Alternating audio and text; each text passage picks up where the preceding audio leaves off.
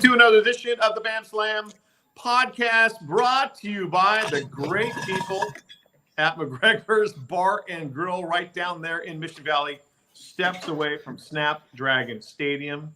Allison, Ben, what's happening? What's up, party people? I wish I was there right now at McGregor's. That sounds delicious. Same. God, I went on literally 5.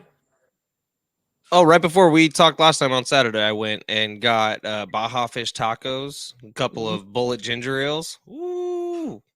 Meg Delicious. just said before we came on, she goes, "Ooh, McGregor's fish and chips sounds so good." You know, They always are. We're good. thanks to everybody again Okay. at McGregor's being our title sponsor. Hi, So, Kendall. what's up? Woo! Oh, you're in so much trouble, bro. I know, Oh yeah, but it was funny. sniper. I don't know about you, but I literally feel like I have a March Madness Final Four hangover. Me too. It's I miss it, or I really miss it already. I mean, like, it's tough to put in perspective what happened over the last few weeks. Like, the fact that they even got there when the whole story was, well, Dutch has never gotten a win in March Madness. Well, it turns out the dam broke, and then he got a whole bunch of wins. Like, they went undefeated in March, Yeah. and they got a win in April. I mean, what is he now? He's 5 and what? 5-3, I would 3. think. Yeah, I think he's 5 and 3. It's amazing. I mean, what they did, that first game, was a little nerve-wracking, them killing Furman and then getting past Alabama. I mean, that was, I don't know. I was going to say getting past Alabama was probably the highlight, but then that shot Lamont Butler made to go to the championship was, even better.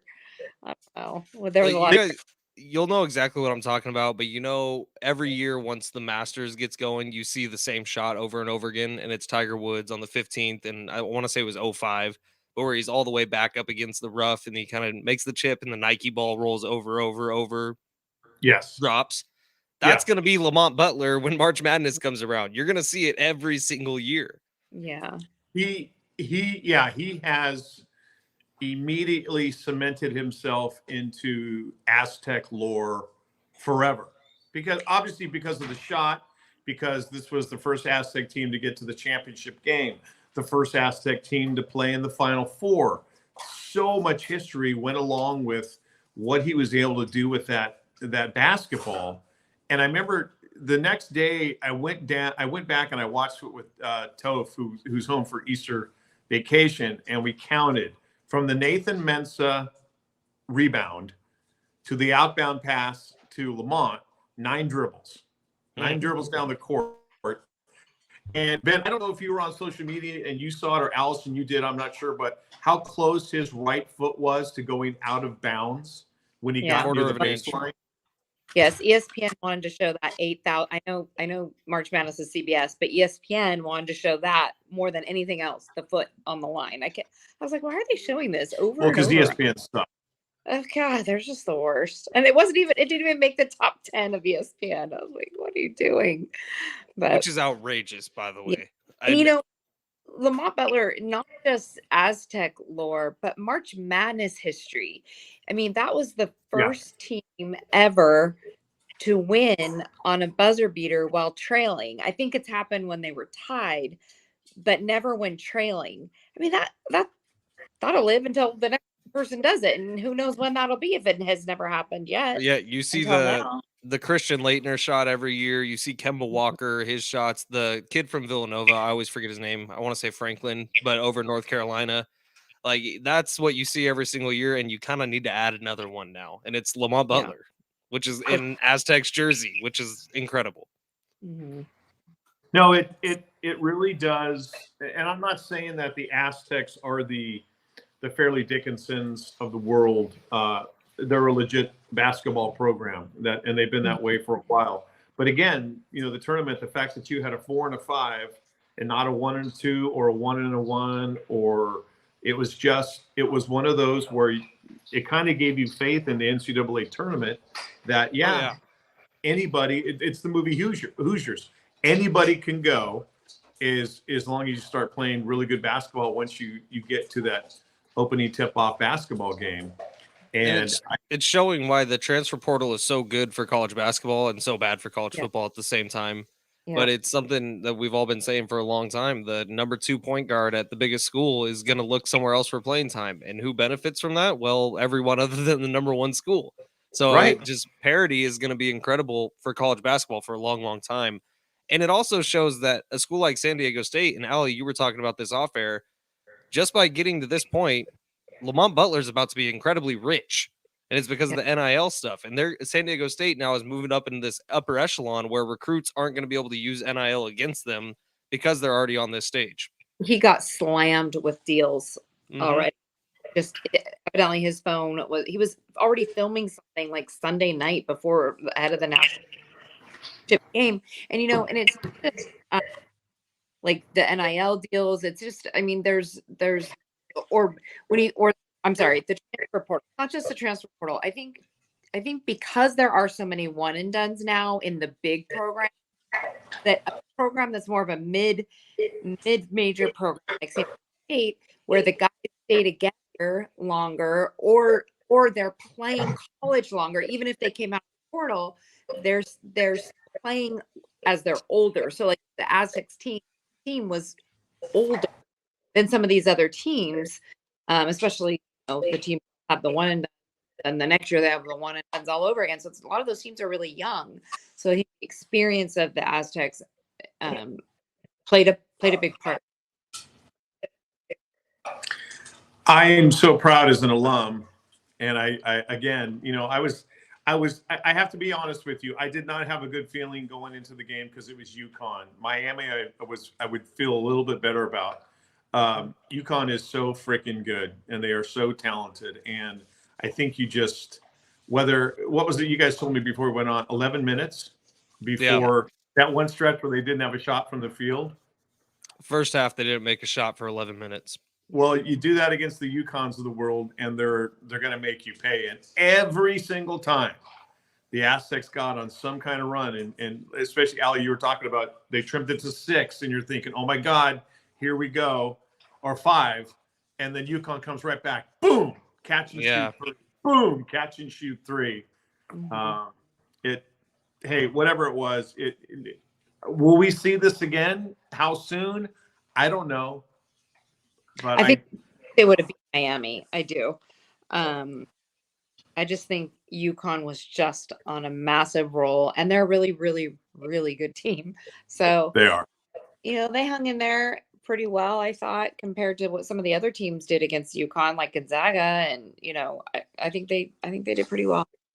That team has no reason to ever hang their head for a second. And I mean, I know that loss is going to sting forever, probably. But they fought back. And Allie, I think you're right. They did play better against UConn than pretty much any other team did.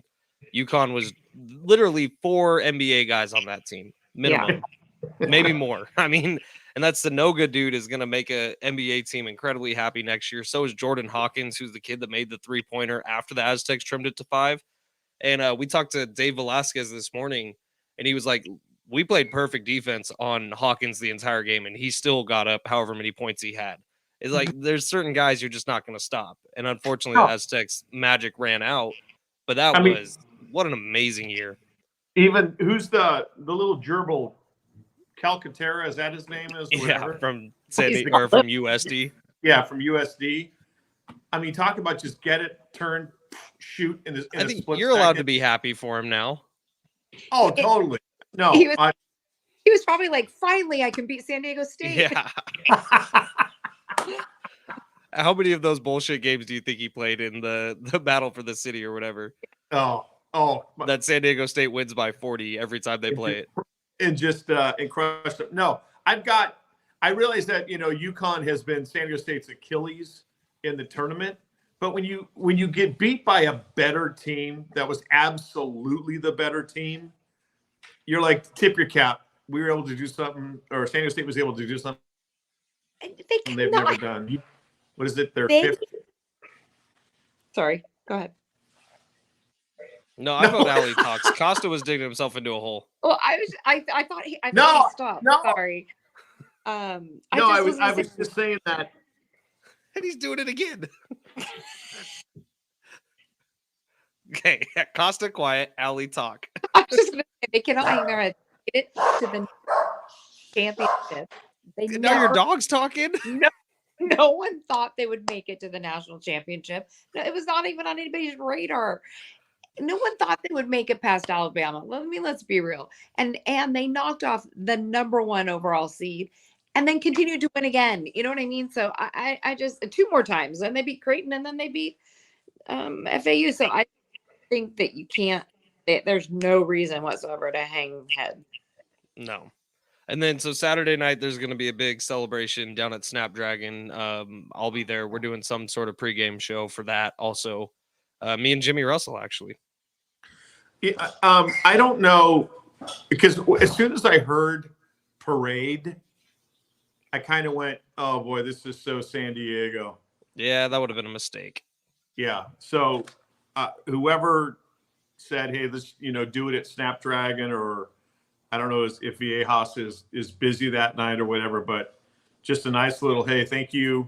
One final bow for them is cool. But whoever came up with the parade idea is a fucking moron. That was like, nah.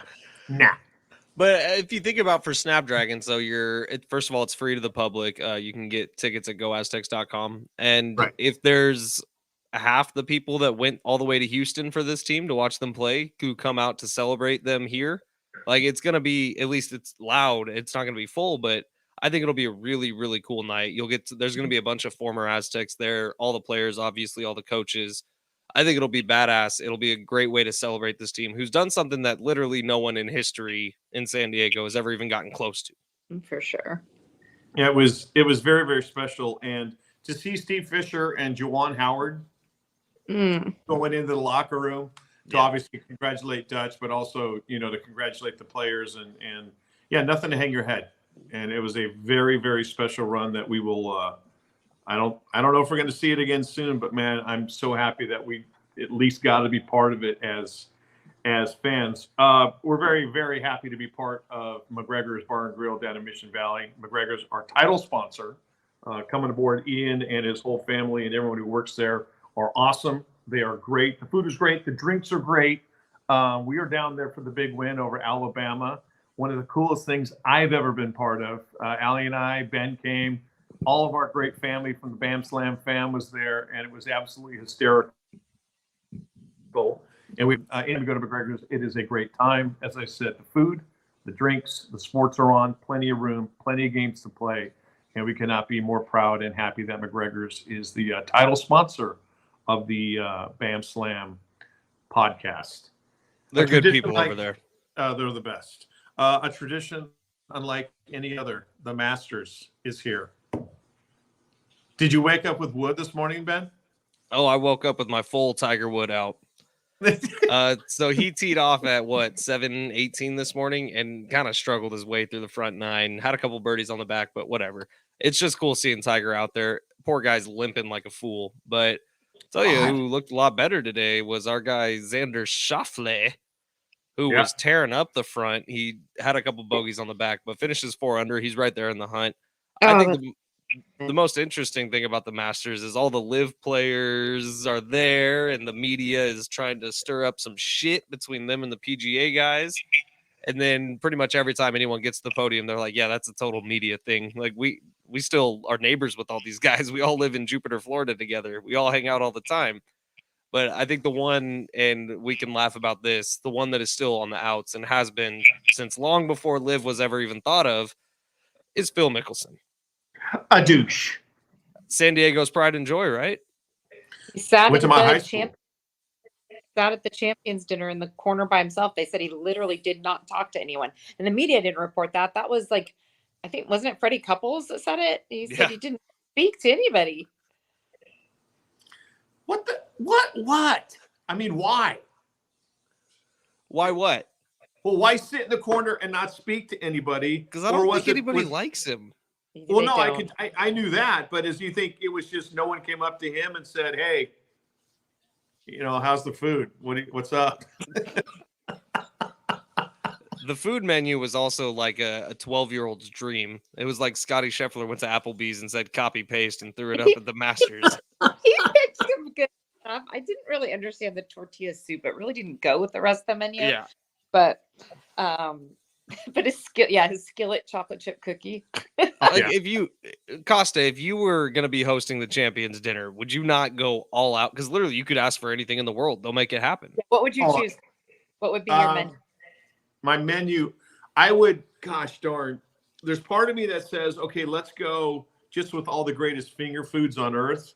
Chicken tenders, mini corn dogs, Tater shit tots. like that. Tater tots. You know who Tiger is the one who actually mixes it up pretty well, because he'll have like a sushi buffet, and then he'll do a bunch of different stuff. I think I would go Southern. I think I'd have like black-eyed peas. I'd have greens. I'd have like fried chicken and chicken fried steak and maybe barbecue and peach cobbler or something like that. What Tiger would you do, Woods Allison? one year. What Eric, would you I- want to Tiger in 2020? Yeah. What did Sushi, sashimi, fajitas, and churros dipped in chocolate. Fajita. sushi? What are these people doing? I would do a wet salad, and then I would do grilled halibut and grilled ribeyes, and asparagus with a little hollandaise on the side, Ooh. and some kind of carb that I don't eat, so whatever, sweet potato fries or something, and then some kind of peach, like crisp or something like that, because Georgia peach. Yeah, that's what I would do. Right. You guys both just missed an excellent opportunity. I'll tell you exactly what I would do for my champions dinner. I would call Ian and everybody at McGregor's to bring fish and chips, Baja fish tacos, the Bavarian pretzel with the beer cheese, Oh my. as well as the Frank's Hot buffalo wings, and that would be my champions dinner. You just knocked it out of the park, Ben. That's a You're great welcome. idea. That's a great idea. Allison, we did miss a golden opportunity. The problem with your asparagus is that everybody's pissed the next day on the course is going to be smelling. Fine. So I'm very about when I eat asparagus. Like I do consider that. Do you know one thing that I think is interesting about the Masters that I learned this week is, did you know it doesn't cost to park there? It's like I'm going to a concert coming up here, and I was looking at the parking. It's $80 to park. Who you seeing? John Mayer. That makes sense. He's doing a solo acoustic tour. But I want to go. so it's free to park at the Masters, and also the food on the course. Have you guys seen it? Like egg salad Super sandwich is $1.50, and a virgin ice cream sandwich, which sounds delicious, by the way, is like $1. Everything's so cheap. They've kept like the 1950 prices to go along with there. you can get, their big thing is, like you said, egg salad or like a pimento cheese sandwich and a ham sandwich is $1.50. I think a beer is still like $3 or whatever. That's super. They don't have to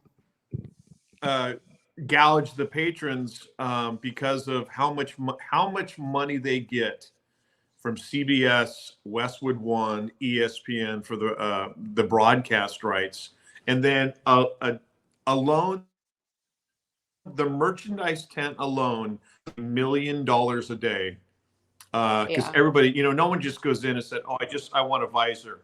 No, I want a visor. I want a sweater. I want a shirt.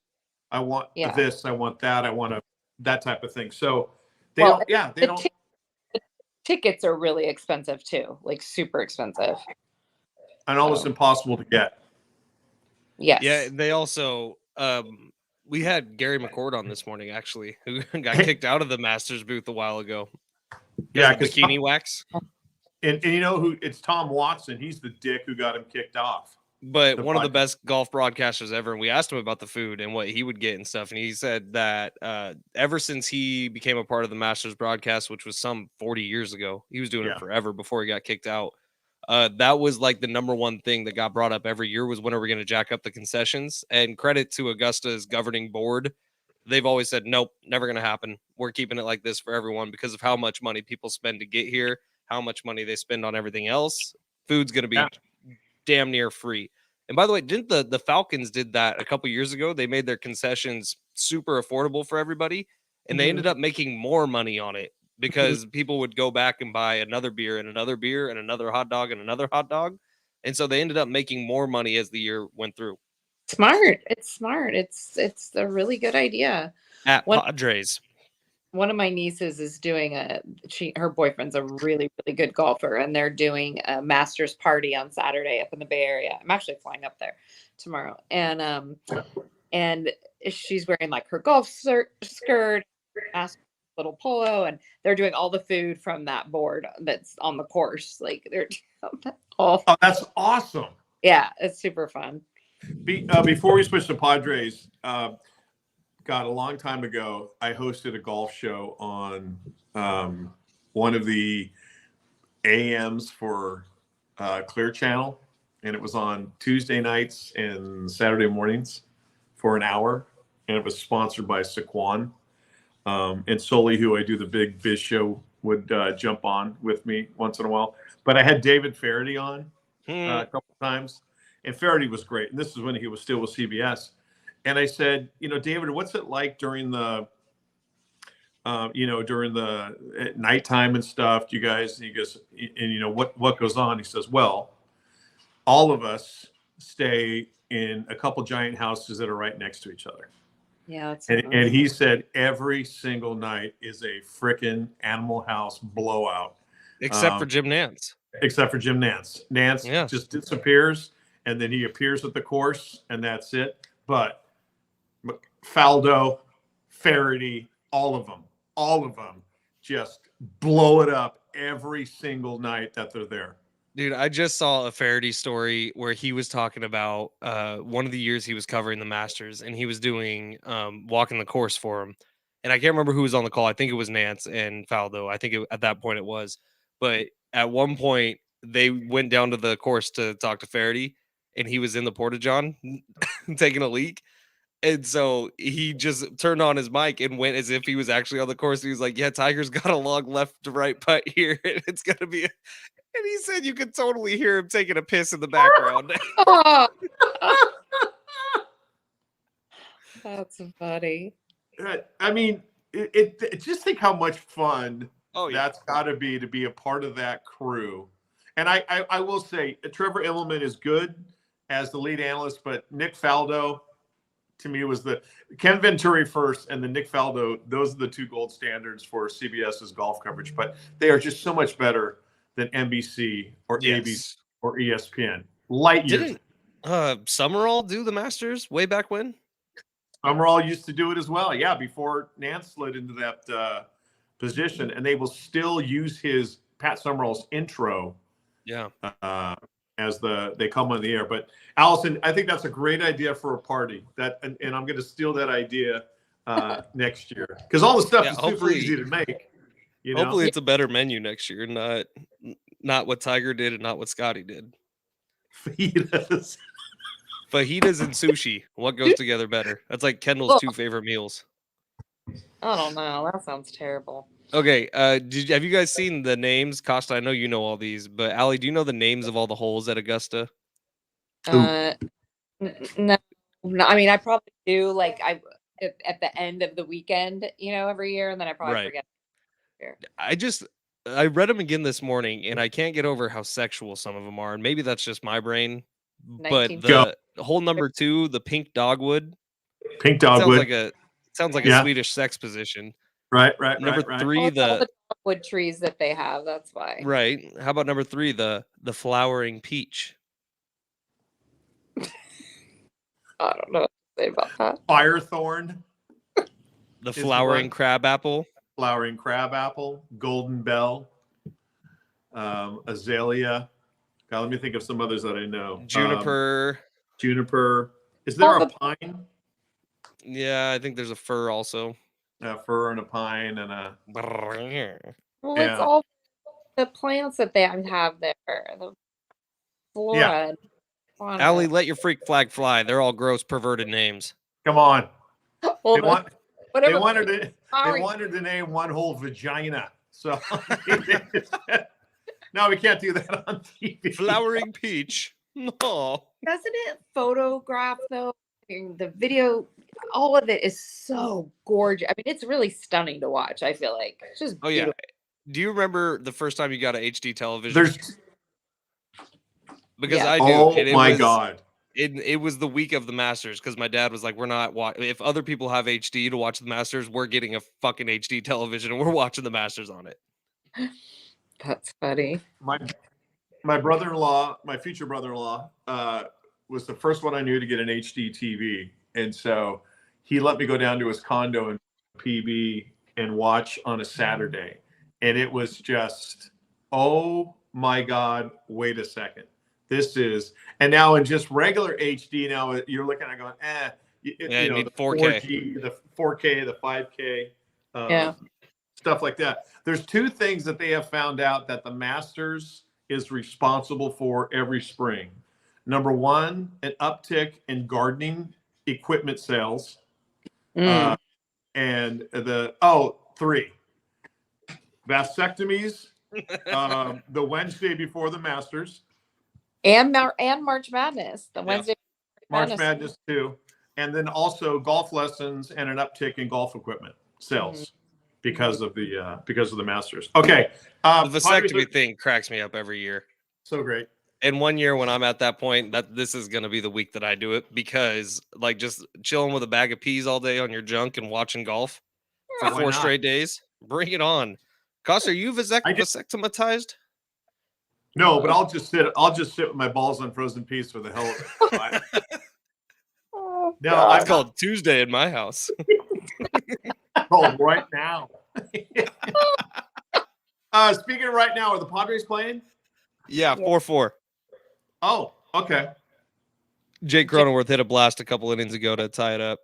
Also, Nice, Matt Carpenter with like the sexiest mustache of all time. He hit a big home run earlier. 3-run home run. Yeah. Oh, really? Blake Snell looks good. No, he doesn't. You know what? He looks okay. He just can't stay in long enough because he throws too many balls. He just throws too many pitches. It's just a disaster. They've got to do something about that pitch count for him. Well, guess who's on the mound for the Braves right now? Who? Good old Kirby Yates. Did you guys? Really? Did you guys see Fernando's home run last night at? Yeah. And he's then got every bit of swagger that he's ever had. He did. He did his little shuffle dance at third. I mean, he crushed it. But you guys also heard about the pitcher, right? Cade McClure. Cade McClure, who no one's ever heard of. The little whiny. I just cannot get over that He's not wrong though. Peter hit a home run on his suspension during whatever he said. It was so dumb. Then he woke up to like 7,000 comments. Yeah, Costa, did you see this? No, what did he say? Okay, here, I'll read the tweet to you. Oh, wow. So Cade McClure, after the game, Darnay Tripp, actually, our buddy from NBC, put out the video of Fernando's home run. And then Cade McClure quote tweeted it. And now I'm not finding it. But he essentially said, because Darnay said something like, Cade McClure is going to tell his grandkids one day that Fernando Tatis Jr. smoked a bomb off of him in AAA. And then Cade McClure quoted it and said, yeah, a cheater smoked a bomb during his suspension from the MLB during minor league play or something like that. And Padres Twitter lost their mind. It wasn't just Padres Twitter, though. There were people who weren't even Padres fans who went to bat for him. I felt happy for Fernando because people really came to bat. Like, they were mad. And first of all, this guy's like, what is he, 28 years old? Yeah. You know, he just now got to AAA. I think he played AAA last year too for a little bit, and now he's with the Giants. The Giants AAA. Hello, Barry Bonds. Like, I mean, what the heck is he talking about? Okay, here's the tweet. So Darnay Tripp said Cade McClure will be telling people for years about the time he gave up an absolute nuke to Fernando Tatis Jr. Cade McClure then quote tweeted it and said, "Cheater hits home run on rehab assignment during steroid suspension." And by the way, this is the tip of the iceberg for Fernando. Once he gets back to the major leagues, he is going to get booed like crazy everywhere he goes except San Diego. Good. He deserves it. Wow. Yes. No, sorry, I would say that about any player. I loved it when they used to boo Barry Bonds or guys like that. No, he's Fernando Tatis Jr. If he does not put up incredible numbers this year, I'm not going to give him an inch. He better come through for this baseball team because he's fucked up with this baseball team. So he needs to show the fans, and he needs to make good on his promise and his talent. I love it when you go dad mode. Well, I'm more upset with him for the motorcycle stuff. Oh yeah. Steroid. I mean, if okay, do I think it was a cream for inchworm or whatever? Ringworm. Ringworm. I'm inchworm. Ringworm. I mean, no, I'm not that nice. Hold on 1 second. I don't think it was inchworm cream. I'm ringworm cream. Little Wiener. Hey, have you ever seen an inch? An inch is huge, okay? An inch is like this. Yeah. Go ahead, Allison. Sorry, go. You have the floor. Anyway, I don't think it was. Sorry, I don't think it was a steroid cream that whatever. But I don't think he's shooting himself up with a syringe full of steroids either. I think he put a little cream on to help a little healing come a little faster because he wanted to get back with his team. I honestly also. I don't think maybe he even knew it had a banned substance in it. I think some doctor in the Dominican Republic just said, "Oh, here, do this," and he didn't get it checked or run past anybody with the Padres, and he just put it on. He's been tested hundreds of times previous to that and never was dinged. I think it was a one-off. I'm more upset about the reckless motorcycle riding than I am about that cream. So. Yeah, I was just upset he got caught with steroids. I mean, I hope he's still taking steroids and just figures out a way to cover it up. I hope all the Padres are. The thing is, hey, stop.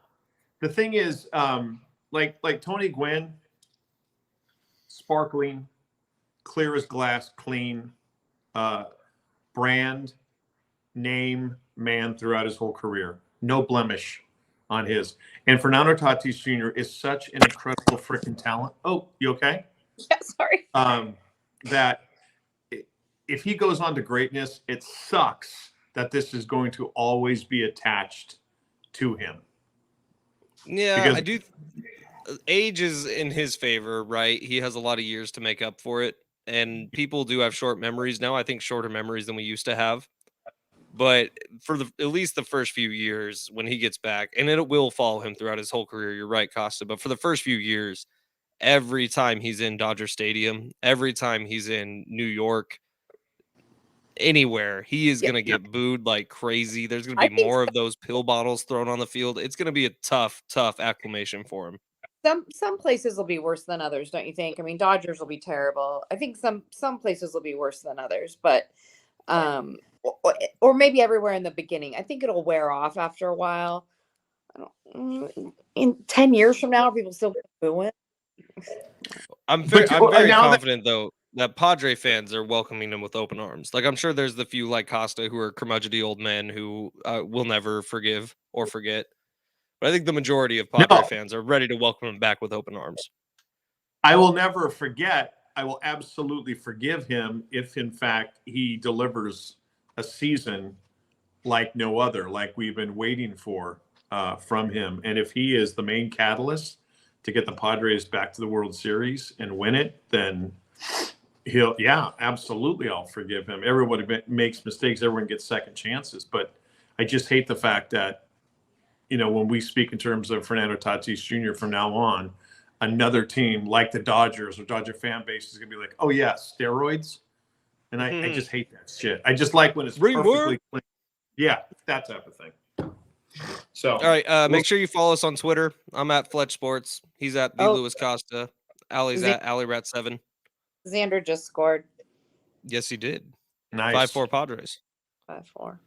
Eat it, Kirby Yates. Let's go, Padres. Good. Eat it. The Braves are all right, everybody. The Braves are 5-1 going into this, so we really need to move. It'd be tough. So I hope we get some wins. Oh, absolutely. It'd be great if they could get at least 2 against the Braves. All right, Bam Slam fan, that is going to do it. As always, we appreciate you tuning in. We love you. And last but not least, you brave men and women, the United States Armed Forces, for what you do, what you've done for us. Bam Slam fam, we love you. Oh, they're about to score more. Mwah. Oh, I should probably end the broadcast. Nice work, guys. See ya. And Worms.